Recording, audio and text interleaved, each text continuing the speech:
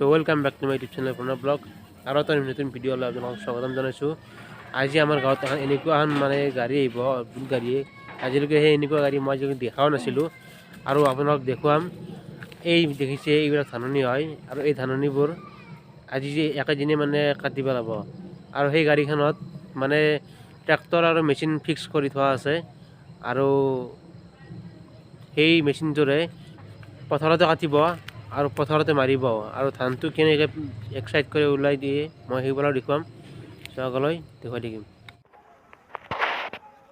এইখানে হ'ল এই গাড়ীখন আৰু এই একফালেৰে ধানবোৰ কাটি লৈ যায়। দেখিছে কেনেকুৱা এটা ৰিং হয়, ডাঙৰ ৰিং, আৰু ওপৰত এইটো ড্ৰাইভাৰ হয়, এইজন ই মানে চলায় আৰু এইডাল হয় চেইন, সেই চেইনডালে মানে তাত টানি লৈ যায়। আৰু এই দেখিছে এইটো এটা টেংকি হয়, এই টেংকিটোত মানে যিকেইটা ধান কটা হয় ন, সেই ধানবোৰ জমা হয় আৰু এই জমা হোৱাৰ পৰা মানে এক জেগাত ধুনীয়াকৈ এই পাইপডালেৰে আনি কিনে জেগাত মানে বঢ়িয়াকৈ ষ্টক কৰে আৰু ধানটো এক্সট্ৰাকৈ ৰৈ যায় আৰু পটানটো এক্সট্ৰাকৈ ৰৈ যায়। আৰু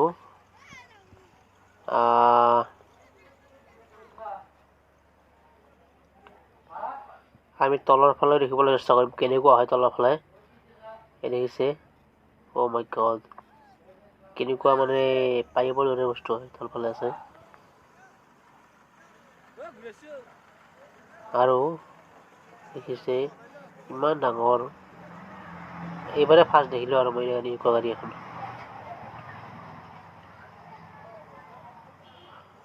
সঁচা কথা ক'বলৈ গ'লে এনেকুৱা মানে মেচিন থাকিলে মানুহৰ কষ্টই নহয়। মানে যিবিলাকে খেতি কৰে আৰু তেওঁলোকৰ কষ্ট নহয়, এবাৰতে কামবোৰ হৈ যায় আৰু একেদিনে। আগতে এনেকুৱাকৈ মানে কাচি দিয়া কাটাওতে মানে বহুত দিন লাগিছিল। তাৰে পিছতে আকৌ ঘৰত আনিব লাগিছিল, আনোতে আকৌ খৰচ গৈছিল, কাটোতে খৰচ গৈছিল, তাৰপিছত আনি ঘৰত আনি আকৌ গৰুৰে মানে মাৰিব লাগিছিল। কিন্তু এতিয়া আৰু সেনেকুৱা নহয়, এতিয়া বহুত সহজ হৈ গৈছে।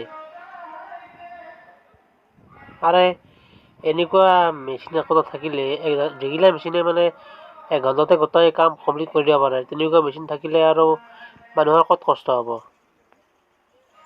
আৰু এই গাড়ীখনে এতিয়া ধানবোৰ কাটিবলৈ ষ্টাৰ্ট কৰিব, আপোনালোকক দেখুৱাই থাকিম।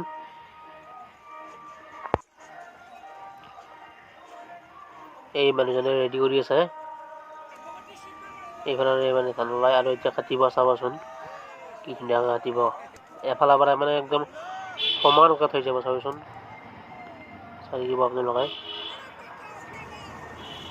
এই কৰিছে, এইটোৰ টেংটো কৰি গৈছে।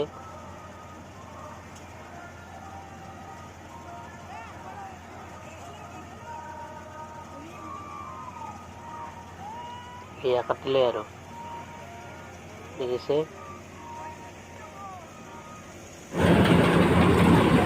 দেখিছে কাটাৰ পিছত এনেদৰে মানে ষ্টক কৰা হয়। দেখিছে, মই যে কৈছিলোঁ পাইপডালেৰে আহি থাকে বুলি, মানে ধানটো পৰা ষ্টক কৰাৰ পিছত এতিয়া এনেকৈ আহি আছে। দেখিছে, ধানবোৰ যেতিয়া পথাৰত থাকে ন, ধুনীয়া লগা হৈ থাকে, আৰু মানে যেতিয়া কাটি পেলাই তেতিয়া অলপমান মানে বেয়া লাগে আৰু মানে দৃশ্যটো অলপ বেয়া দেখা হয়।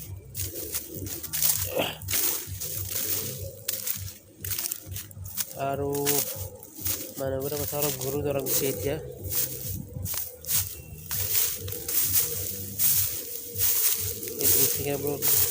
জাগাই জাগাই পুৰা একদম মানে ষ্টক কৰি থৈ গৈছে সেইবিলাক।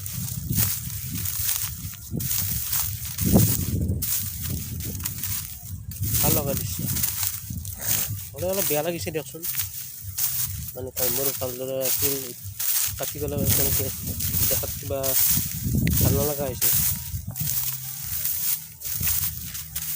আজিলৈ এইখিনিয়ে, আৰু ভিডিঅ'টো যদি ভাল লাগিছে লাইক কমেণ্ট ছাবস্ক্ৰাইব আৰু শ্বেয়াৰ কৰিব নাপাহৰিব যাতে মই আগলৈ আৰু ভিডিঅ' দিব পাৰোঁ।